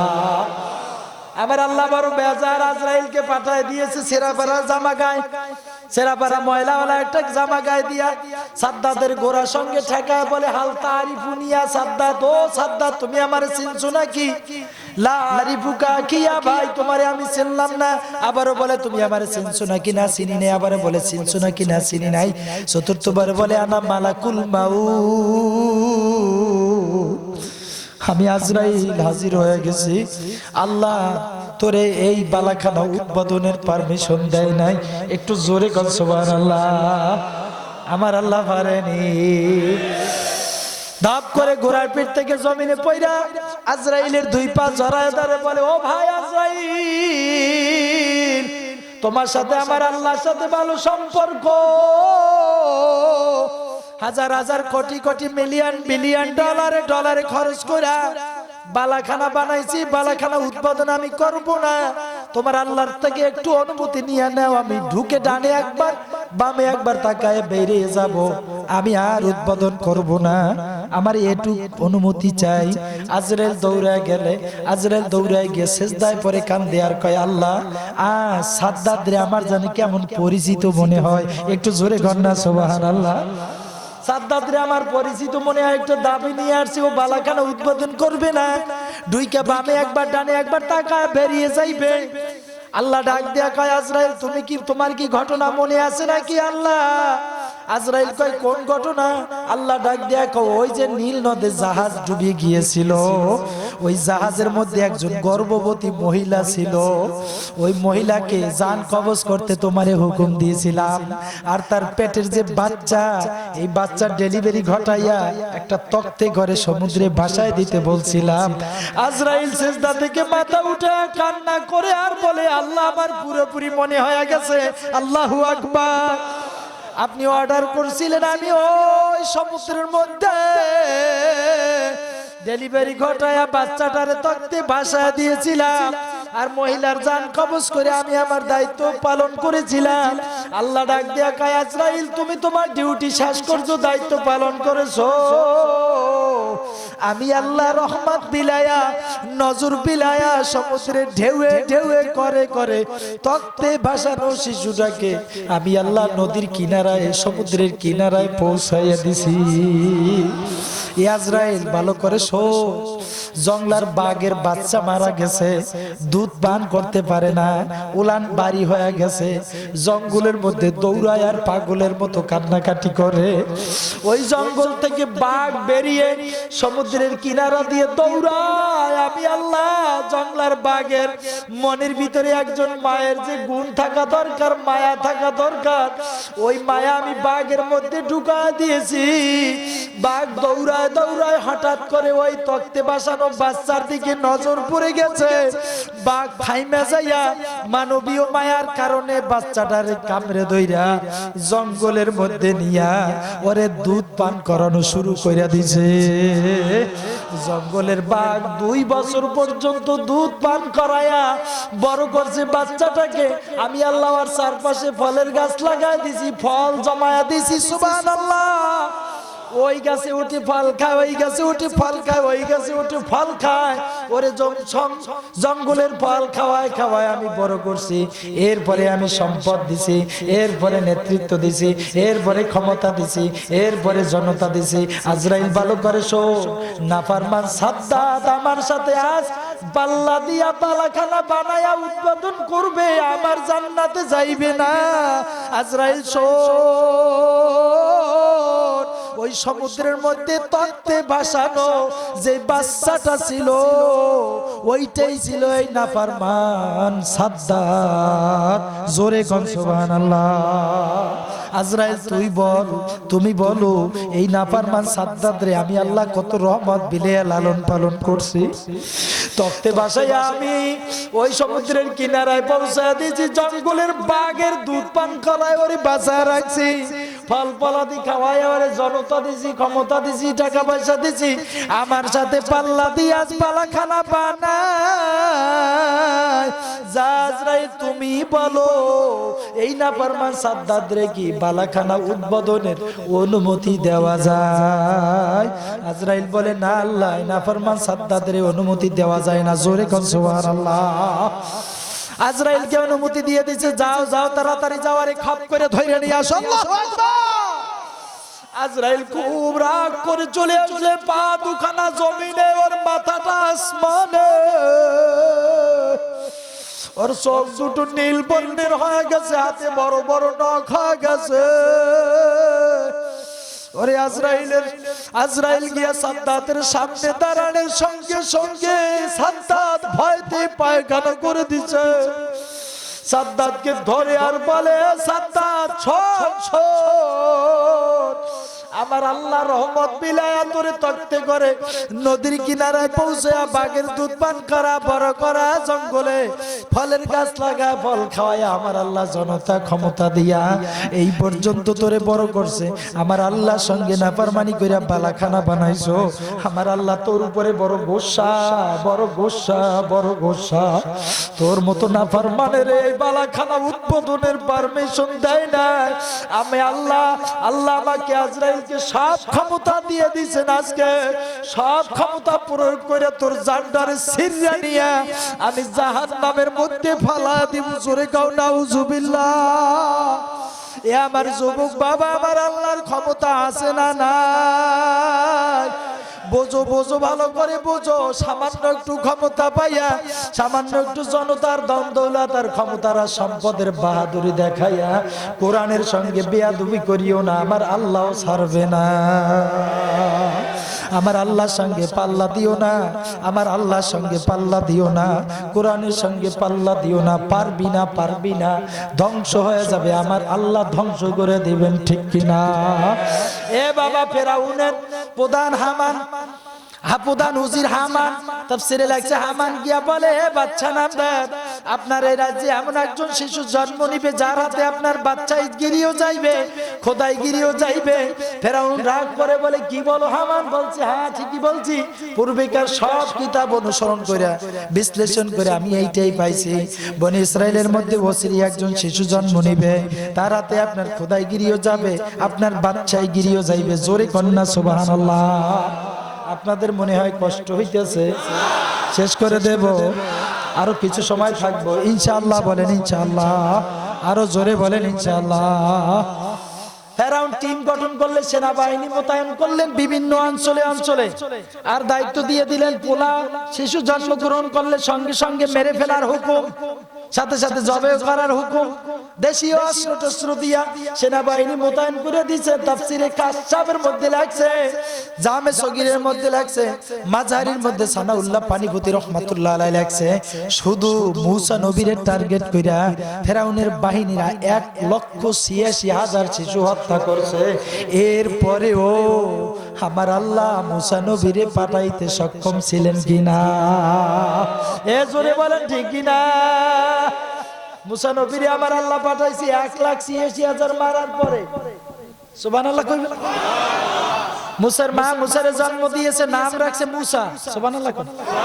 আদম থেকে তাফসীরে লেখছে, আদম থেকে শুরু করে কিয়ামত পর্যন্ত যত শিশু জন্ম নেবে জমিনে, সব শিশু জন্মের সাথে সাথে কান্নাকাটি শুরু করে দিবে, চিল্লাচিল্লি শুরু করে দেয়। 2-3 বাড়ি থেকে খবর পাওয়া যায় মাত্র একমাত্র শিশু মূসা নবী জমিনে জন্ম নিয়েছে, হাসতে হাসতে জন্ম নিয়েছে।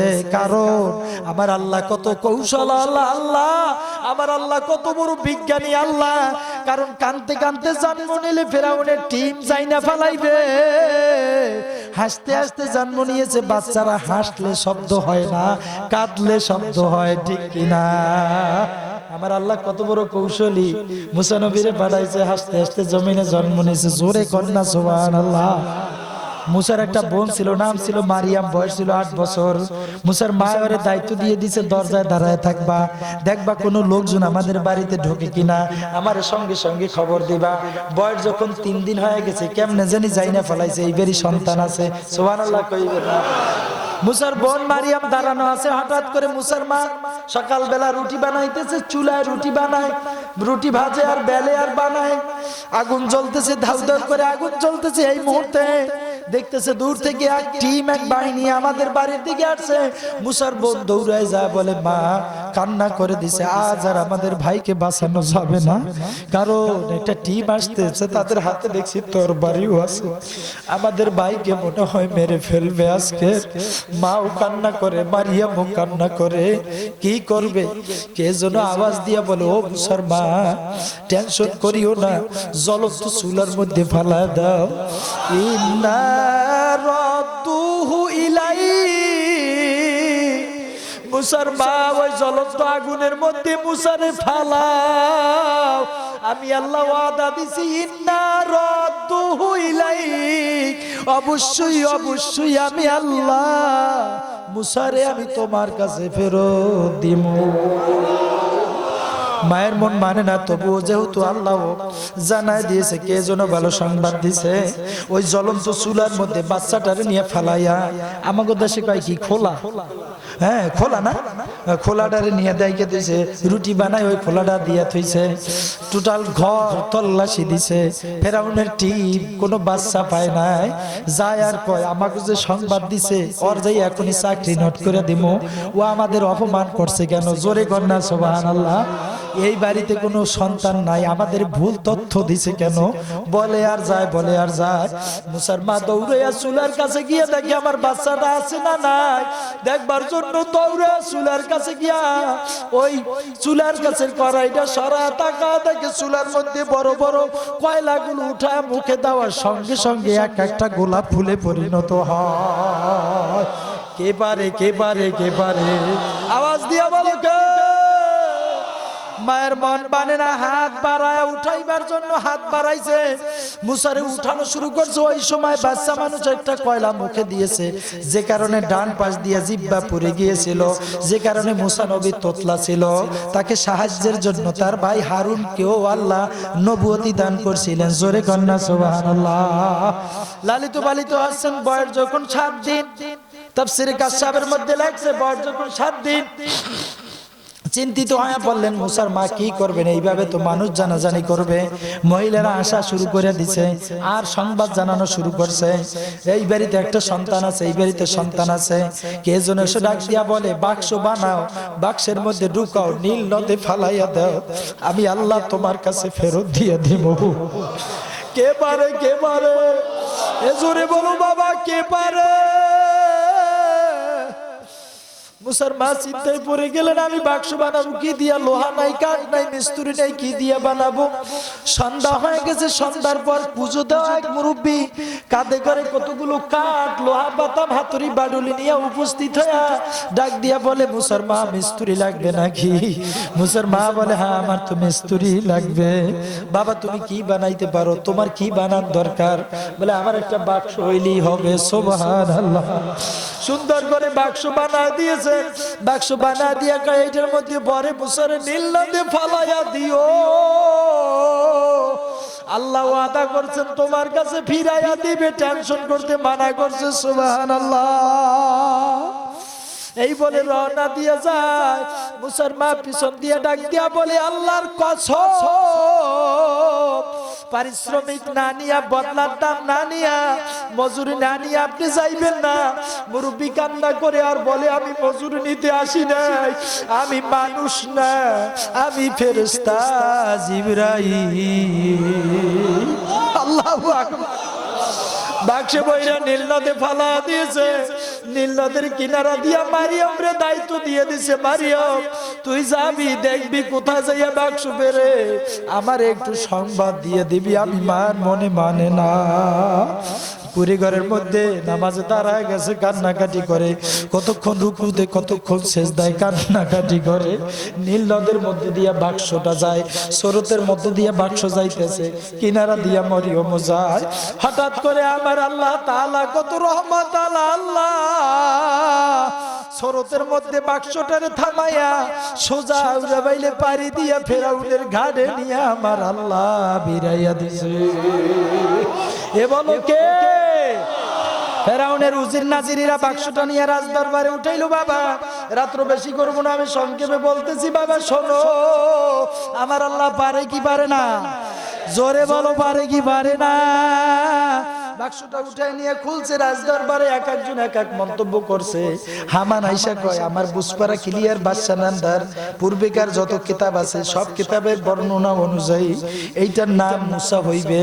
আমি কিতাবে পড়ছি, এর হাতে আপনার খোদাইগিরিও যাবে, বাদশাগিরিও যাবে। সুবহানাল্লাহ।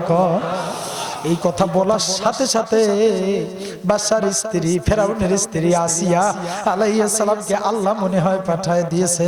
আসিয়া ডাক দিয়া বলে, বাদশা নামদার যে যা কিছু বলুক আর না বলুক, আমার কোনো সন্তান নাই, আমি এই ছেলেটারে একটু পালমু। কে করে কে করে? প্রশ্ন করলেন ফেরাউন, তুমি কিভাবে পালবা? দুধ পান করাইবে কে?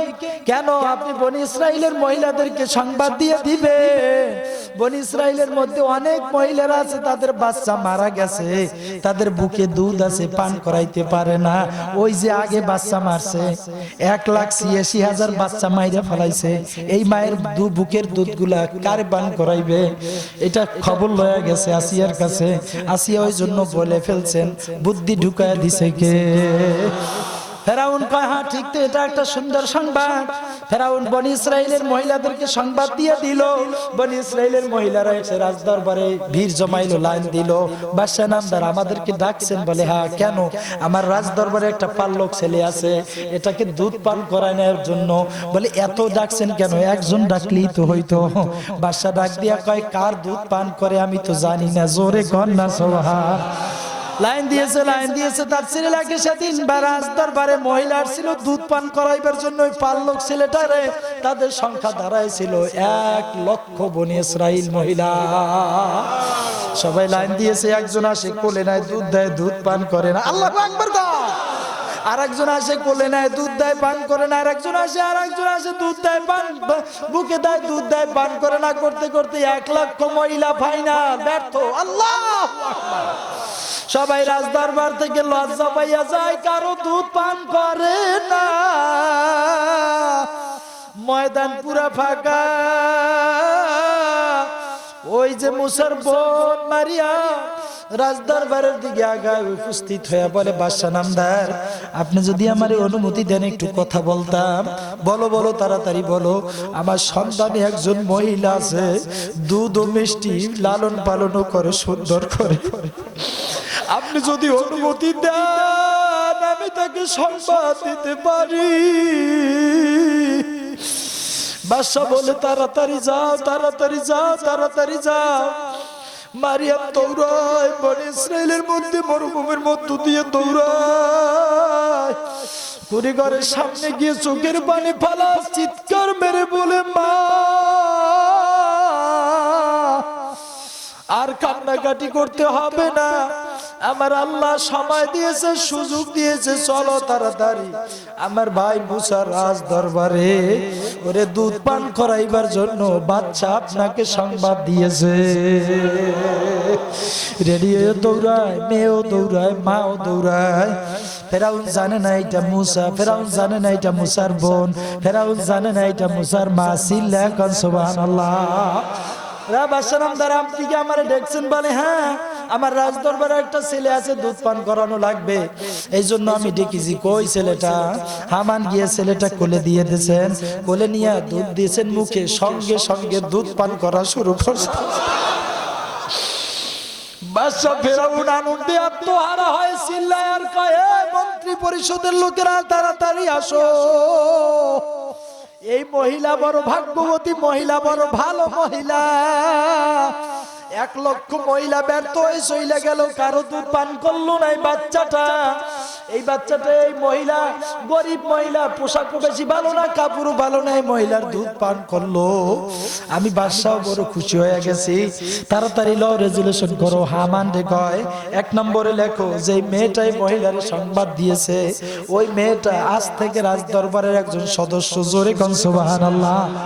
যেই মহিলা দুধ পান করছে মহিলাও রাজ দরবারের সদস্য। জোরে কোন সুবহানাল্লাহ। বাচ্চাটা বড় হওয়া পর্যন্ত এই রাজ দরবারে থাকবে আর খাইবে। সুবহানাল্লাহ। 4 নম্বরে লেখো, আমার আল্লাহ কয়, আমি আল্লাহ তোরে নিয়ে পালমু তোর দরবারে, তোর ফেরাউন তোর রাজ দরবারে নিয়ে আমি মুসারে পালমু। সুবহানাল্লাহ কয়।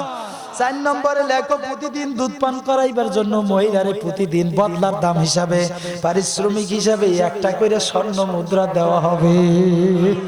আমার আল্লাহ জানে যখন প্রকাশ হয়ে যাইবে এইটা মুসা প্রকাশ হবে, এইটা মুসার মা প্রকাশ হবে, এইটা মুসার বোন।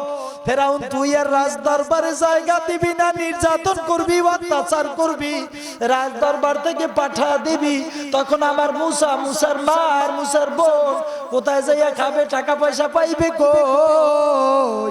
ওই টাকা পয়সাও আমি আল্লাহ তোর রাজ দরবার থেকে ওদের জন্য ব্যাংকে জমা রাইখা দিব। আমার আল্লাহ পারেনি? জোরে কয় না। আমার আল্লাহ কত কুদরত আল্লাহ।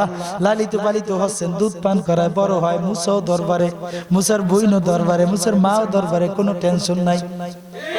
কথা কয় না? মনের মধ্যে টেনশন থাকতো, বাচ্চা এক জায়গায়, মেয়ে এক জায়গায়, ছেলে এক জায়গায়, আমি এক জায়গায়। আমার আল্লাহ কয় 3 জন একখানে নিয়ে দিছি, আর কোনো টেনশন নাই। কথা কয় না? লালিত পালিত হচ্ছে। তাফসীরে লেখে ফেরাউনের একটা মেয়ে ছিল, 70 জন ছিল। ডাক্তার রোগ ভালো করতে পারে নাই, কোন ডাক্তারের প্রেসক্রিপশনে ঔষধে রোগ ভালো হয় নাই। হঠাৎ করে একদিন পাল্লক ছেলে মুসারে কোলে লওয়ার সঙ্গে সঙ্গে জীবনের সব রোগ ভালো। আরো জোরে কয় না সুবহানাল্লাহ। ডাক্তারেরা ধরছে, ভাই বোন আজকে কোন ডাক্তার দেখাইছো যে রোগ ভালো হয়ে গেছে? ডাক্তারকে উদ্দেশ্য করে বলে, ফেরাউনের মেয়ে, তোমাদের প্রেসক্রিপশন ভুয়া, মিথ্যা ঔষধ, ভুয়া মিথ্যা, তোমাদের ঔষধে কোনো কাজ করে নাই। 70 জন পর্যন্ত ডাক্তার পাল্টাইলাম, কোনো ঔষধে কাজ করে নাই। আমাদের বাদশা দরবারে পাল্লক ছেলেটারে কোলে লইছি, আর দেখি আমার রোগ ভালো হয়ে গেছে।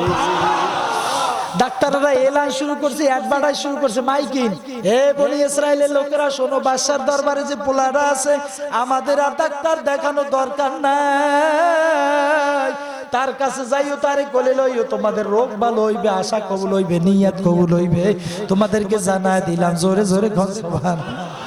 তাফসীরে লেখছে, মাইকিং শুনিয়া বনি ইসরাইলের লোকেরা রাজদরবারে যায়, মুসারে কোলে লয়, রোগ ভালো হয়, নিয়ত কবুল হয়, গরিব ধনী হয়। আল্লাহু আকবার। লাইন দিতে দিতে দিতে দিতে 1 লক্ষ লাইন দেয় দৈনিক কোলে লইবার জন্য। আল্লাহু আকবার। আমার আল্লাহ কয়, যারে মারবার জন্য 1,86,000 মেরেছো ফেরাউন, আরে এবার কোলে লওয়ার জন্য দৈনিক 1 লক্ষ বনি ইসরাইল গিয়া তোর দরবারে ভিড় জমাইবে। জোরে কোন সুবহানাল্লাহ। কোলে লয় আশা পূরণ হয়ে যায়, কোলে লয় রোগ ভালো হয়ে যায়, কোলে লয় অসুখ ভালো হয়ে যায়, নিয়ত কবুল হয়ে যায়।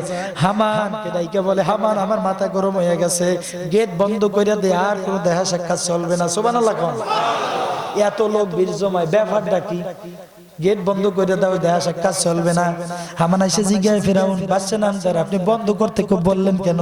লোকেরা তো বাইরে স্লোগান শুরু করে দিছে, আন্দোলন শুরু করে দিছে, এই গেট ভাঙে ফেলায় তারা ভিতরে ঢুকবে।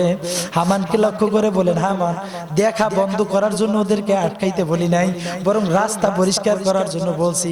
আমারও মনে চাই একটু কোলে লইতাম। আল্লাহ কয়, আমিও রেডি আছি, আইও, তোরে আমি জনমের মতো কোলে লইয়া দিমু। জোরে কন্যা সুবহানাল্লাহ। নিয়ত করছে, হামান তুই লেখ, ভুললেও যাইতে পারি। 1 নম্বরে জীবনে কোনোদিন রোগ হইবে না আমার। 2 নম্বর নিয়ত, আমি কোনোদিন বুড়া হব না। 3 নম্বর নিয়ত, আমার খোদাই গিরি যাবে না। 3টা নিয়ত করছে। 1 নম্বরে বুড়া হইবে না, 2 নম্বরে রোগ হইবে না জীবনে, 3 নম্বরে খোদাইগিরি যাইবে না। 3টা বড় বড় নিয়ত কইরা রওনা করছে কোলে লইবে। আমি আল্লাহ কয়, আমিও রেডি আছি, আইসো। কোলে লইতে যেতে গেট আটকায়া দিয়া নিরিবিলি কোলে লইতে গেছে। তখন বয়স মাত্র 21 দিন, কেউ লেখে 18 দিন, কেউ লেখে 23 দিন, বিভিন্ন জনে বিভিন্ন, অর্থাৎ 1 মাসের বেশি হয় নাই, মাত্র অল্প বয়স হয়ে গেছে। কোলে লইতে গেছে মুসা, ছোট্ট মানুষ, ডাইন হাতখানা বাড়াইয়া একটা থাপ্পড় দিয়া দিছে। আল্লাহ! 1 থাপ্পড়ে ডাইন চোখ আর ডাইন কান জনমের মতো বন্ধ হয়ে গেছে। আল্লাহু আকবার। ফেরাউন দৌড়ায় আর দৌড়ায় আসিয়ার কাছে গিয়ে উপস্থিত হয়ে গেছে।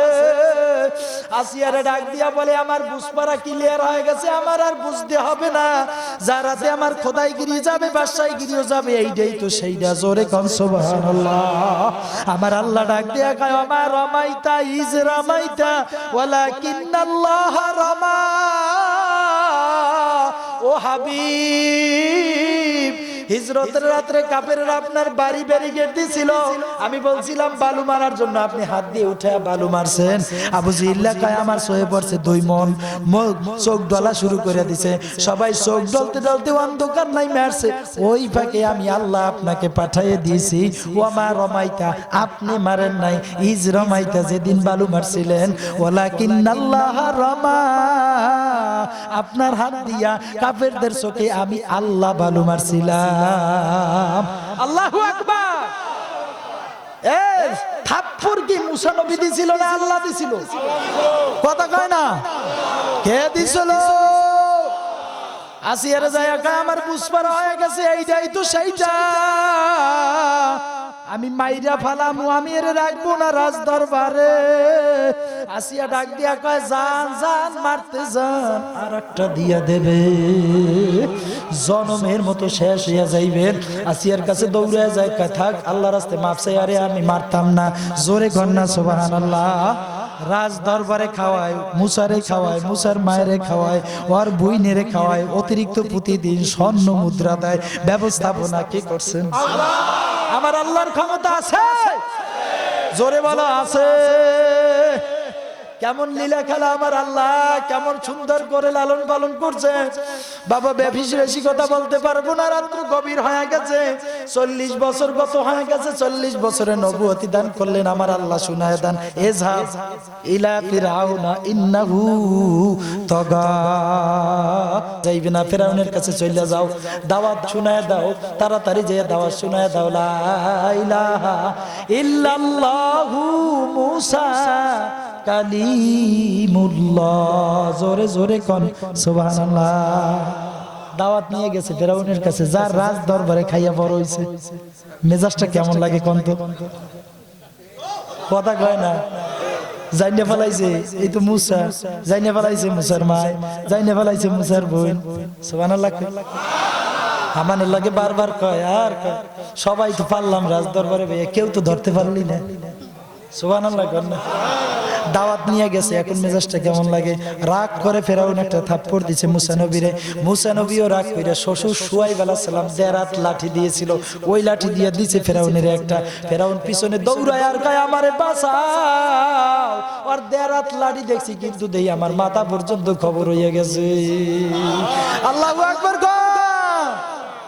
এটা জাদুকর, হামানের পাড়ায় দিছে, যাও মুসা জাদুকর, ওর সাথে জাদু দিয়ে বোঝা পারা হবে, খেলা হবে। মুসাও কয় খেলা হবে, আমগো দেশেও খেলা হইবে, আমার আল্লাহ আগেই তো খেলায় রাখছে, কথা কয় না। হামানের পাড়াইছে, যাইয়া কও ও জাদুকর, ওর সাথে জাদু দিয়ে দেখা হবে, ওর সাথে জাদু দিয়ে বোঝা হবে। মুসাও কয় যাও, ঠিক আছে আমিও রেডি আছি, খেলা হবে। জোরে কও না সুবহানাল্লাহ। 80,000 জাদুকর দাওয়াত দিছে ফেরাউন। কত হাজার, কথা কয় না। 80,000 জাদুকর দাওয়াত দিছে রাজ দরবারে, ঘন্টা পিটিয়ে দিয়েছে। মুসারও দাওয়াত করছে, মুসা নবী উপস্থিত ময়দানের পাশে। 80,000 জাদুকরেরা মিলিয়ে 80,000 জাদু চলছে। বাঘ ভাল্লুক সাপ বিচ্ছু হিংস্র প্রাণী যা আছে 80,000 জমা হইয়া জ্যান্তা হইয়া জাদু ময়দানে দৌড়দৌড়ি করতেছে, হা হা করতেছে। মুসা নবী ভয় পেয়ে গেছে। রব্বুল আলামিন কয় না, ভয় পাওয়ার কিছু নাই, আমি আপনার সাথে আছি। আপনার হাতের লাঠিটা ছাইরা দাও। লাঠিটা ছাইরা দিয়েছে, ফাইজা হিয়া হাইয়াতু তাসা। আমার আল্লাহ কয় লাঠি ছাড়ার সঙ্গে সঙ্গে আমি আল্লাহ বিরাট সাপ বানাইয়া দিছি। আল্লাহু আকবার। এত বড় সাপ হইছে, মুসা নবী নিজেই পিছনে দৌড়ায়, ভয় পাইছে। এত বড় সাপ দেরাত লাঠি দিয়া, সুবহানাল্লাহ। কত বড় সাপ হইছে, ফেরাউনের সিংহাসন 80 হাত ছিল উঁচা। সুবহানাল্লাহ। কত হাত? 80 হাত। ইট পাটকেল দিয়ে দিয়ে বানানো না, বরং পিতল দিয়ে গলায় গলায় 80 হাত উঁচা সিংহাসন বানাইছে। মুসা নবীর লাঠি দিয়ে সাপ হইছে, নিচের পাটি জমিনে, উপরের পাটি সিংহাসন বরাবর। তার মানে মুসার যে লাঠি থেকে সাপ হইছে, সাপের হা করা 80 হাত চওড়া। আল্লাহু আকবার। আমার আল্লাহ দেখাইতেছে, ঠিক কি না? পারেনি? 80 হাত চওড়া হা করে মুসার সাপ একটা শ্বাস দিছে, এক শ্বাসে 80,000 জাদুকরেরা মিলিয়ে 80,000 জাদু ছাড়ছে। এই 80,000 জাদু এক শ্বাসে মুসার সাপের পেটের মধ্যে চলে গেছে। আল্লাহু আকবার। আল্লাহ পারেনি? জোরে কয় না। এই দৃশ্য দেখে 80,000 জাদু মাঠের চারপাশে দাঁড়ানো ছিল। 80,000 জাদুকর কালিমা পয়রা মুসলমান হইয়া গেছে। 3 জনের হয় নাই, 3 জনের হয় নাই। ফেরাউন, হামান আর কাপসি, নামটা ভুলে গেছি এই মুহূর্তে, আরেকজন হুজুরের নাম। এই 3 জনের কালিমা নসিব হয় নাই, হেদায়েত নসিব হয় নাই। বাকি 80,000 জাদুকরেরা কালিমা পয়রা মুসলমান হয়ে গেছে। জোরে কোন সুবহানাল্লাহ। হেদায়েত কার হাতে? আরো জোরে বলুন। এ বাবা, আমি ঘটনা সংক্ষেপ করছি। এরপরে মুসা নবী দাওয়াত দেয়, পারে না, উম্মত নিয়ে নদীর কিনারায়, নীল নদের কিনারায়। আল্লাহ অর্ডার করলেন লাঠি ছাড়ার জন্য, রাস্তা হয়ে গেল নীল নদ পারায়। মুসা নবী ওই পারে, ফেরাউন যায় রাস্তা দেইখা। মাঝ বরাবর যাওয়ার পরে আমার আল্লাহ রাস্তা বিলীন কইরা পানি খাওয়ায়, সুবায় আর পানি খাওয়ায়, সুবায় আর পানি খাওয়ায়। গে গে গে গে সুবায়ার পানি খাওয়ায়, সুবায়ার পানি খাওয়ায়। ওই সময় ফেরাউন কইতেছিল আমানতু বিরব্বি মূসা, আমি মূসার রবের উপরে ঈমান আনলাম। আল্লাহ তাআলা কয় ও জিবরাইল না না না, আর হবে না, আর হবে না। সারা জনম বিরোধিতা কইরা এখন কালিমা পড়বে, হবে না। জিবরাইল আমিন এসে নীল নদের কিনারে দিয়া কতগুলো মাটি নিয়া মুখের ভিতর ধইরা চাপা দিয়ে ধইরা রাখছে, যাতে করে ওর ঈমান নসিব না হয়। জোরে কোন সুবহানাল্লাহ।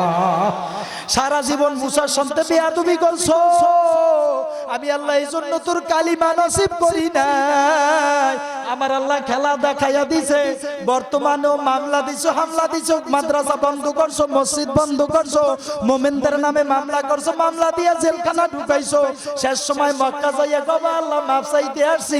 আমার আল্লাহ কয় না না না না না, হবে না, হবে না। যদি হইতই ফেরাউনের কপালও আল্লাহ হেদায়েত দিয়া দিতে, ঠিক কিনা? আমার আল্লাহর পাওয়ার আছে না নাই? এ বাবা ঘটনা সংক্ষেপ। আজ কোরআনের ময়দানে আসছি যে কোরআন নিয়ে কোনো ভাগাভাগি মারামারি কাটাকাটি নাই, ঠিক কিনা? এই কোরআন সকল মুসলমানের জন্য আমার আল্লাহ নাজিল কইরা দিয়েছেন, ঠিক কিনা? যে কোরআন বাস্তবায়নের জন্য আমার রাসূল তায়েফের ময়দানে রক্ত ঝরাইছে, ওহুদের ময়দানে মার খাইছে। যে রাসূল আমার জন্য পেটে পাথর বাঁধছেন, যে আল্লাহর রাসূল এই কালিমার বাণী, এই কোরআনের বাণী পৌঁছায় দিতে যাইয়া মাথার মধ্যে তীর ঢুকাইছেন, ঠিক কিনা? আবু বকর প্রশ্ন তুললেন, আল্লাহর রাসূল আপনার চোখে জীবনে, মুখে জীবনে হাসি দেখি নাই। আবু বকরকে জড়াই ধরে কান্না শুরু করে দিছে। আবু বকর বলে, আল্লাহর রাসূল আপনি কাঁদেন কেন? রাসূল বলেন, আবু বকর কিয়ামতের ময়দানে মুসা নবীর লাঠির জন্য জান্নাতের ফয়সালা হয়ে যাইবে। কিয়ামতের ময়দানে সালে নবীর উষ্টির জন্য জান্নাত হয়ে যাইবে। কিয়ামতের ময়দানে আসহাবে কাহফের কুকুরের জন্য জান্নাত হয়ে যাইবে। কিয়ামতের ময়দানে সুলাইমান নবীর হুদহুদ পাখিটাও জান্নাতে যাইবে। আমি মসজিদে নববীতে হেলান দিয়ে খুতবা দিতাম, মরা খেজুর গাছটাও কিয়ামতের ময়দানে জান্নাতে যাইবে। আবু বকর শোনো,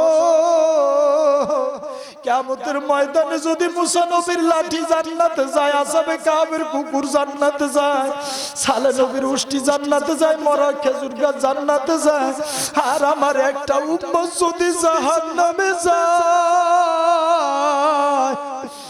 আমি নবী কিয়ামতের ময়দানে আল্লাহর সামনে দাঁড়াইতে পারবো না। আমি আল্লাহর সামনে দাঁড়ায়া কথা বলতে পারবো না। এইটা যখনই আমার মনে ওঠে, আমি নবীর মুখে আর কোনো হাসি থাকে না। ইদ্রিস কান্দুলবী রহমাতুল্লাহ আলাইহি বর্ণনা করছেন, ইবনে হিশামের মধ্যে লেখছেন, হে দুনিয়ার মানুষ, যদি রাসূলের জন্য চিনতে চাও, তাকে ভালোবাসতে চাও, তায়েফের একটা ঘটনাই তোমাদের জন্য যথেষ্ট। রাসূলের কাছে আয়াত নাজিল হইছে, ফজরের পর দৌড়ে গিয়া, ফজরের পর সূর্য ওঠে নাই, তায়েফের ময়দানে যে উপস্থিত হয়ে বলে, আইয়ুহান নাস কুলু লা ইলাহা ইল্লাল্লাহ তুফলিহুন। হে তায়েফের যুবক বাবারা, তোমরা যদি কালিমার বাণী নাও, কোরআন মানো, তোমরা সফল হইয়া জান্নাতে চলে যাইবা। বলার সঙ্গে সঙ্গে তায়েফের যুবকেরা দৌড়ে আমার রাসূলের সুন্দর চেহারার উপরে থাপ্পড় দিয়ে দিছে। আমার রাসূলের কেউ লাঠি মারে, কেউ লাঠি দিয়ে গিয়ে পিটায়। ওরে দূর থেকে যুবকেরা পাথর উঠে মারে। আমার রাসূল তায়েফের যুবকদেরকে লক্ষ্য করে বলেন, ওরে যুবক ভাই, আমি আব্দুল্লাহর বেটা মুহাম্মদ, আমার বাবাও নাই, এই জমিনে আমার মাও নাই, আমি এতিম, আমারে মারিও না, আমারে মারিও না। আমি খানাও চাই না, নেতৃত্ব চাই না, আশ্রয় চাই না, আমারে মারিও না। কাফিরেরা কথা শুনে নাই, মারতে মারতে বেহুশ করে জমিনে ফালা দিছে। দীর্ঘ সময় হয়ে গেছে, আবার জ্ঞান ফিরছে। জ্ঞান ফেরার পর যুবকেরা আবার গিয়ে পিটানো শুরু করে দিছে। পিটাইতে পিটাইতে দুপুর করে ফালাইছে। আমার নবী বারবার বলে, আমি এতিম, আমার বাবা নাই, আমার মা নাই, আমার মারিও না। মারতে মারতে মাগরিব বানায় ফেলাইছে দৌড়ায় আর কয় মুহাম্মদ মারা গেছে মুহাম্মদ নাই জিবরিল আমিন আইসা আমার রাসূলের সরাই তৈরি কয় রাসূল আল্লাহ